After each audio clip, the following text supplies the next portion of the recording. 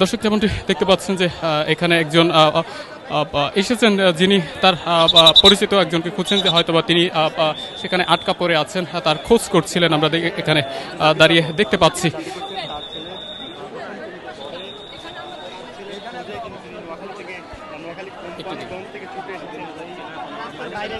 একটু কথা বলি, মানে আপনার কে এখানে আছে? আমার ছেলে 10ম শ্রেণীতে পড়ে। হ্যাঁ হ্যাঁ, হোস্টেলে থাকে। কখন আসছে? আজকে না, ও তো থাকেই হোস্টেলে থাকে। হ্যাঁ হ্যাঁ, আরো 2 ঘন্টা আগে পাইছিলাম, এখন আর কথা বলতে পারতেছি না। একটা ছেলে ফোন দিছিল, না আর কথা হয় না। তার সাথে ফোন আছে? না না, ওরা তো হোস্টেলে থাকে, ফোন নাই। কথা বলেছেন কার সাথে? অন্য একটা ছেলের সাথে কথা হয়েছে আর কি। এখন পর্যন্ত কোনো খোঁজ পেয়েছেন? আমরা যোগাযোগ করতে পারতেছি না, ছেলেরা আছে তো, এখন তো কেউ ফোন টোন ধরতেছে না স্যারেরাও। ঠিক আছে, আমি এখানে থাকি। না না, আমরা ঢাকাতে আসছি ঢাকাতে কাজে এসেছিলাম, এখন শোনার সাথে সাথে চলে এসেছি আর কি। হসপিটালে খোঁজ নিয়েছে?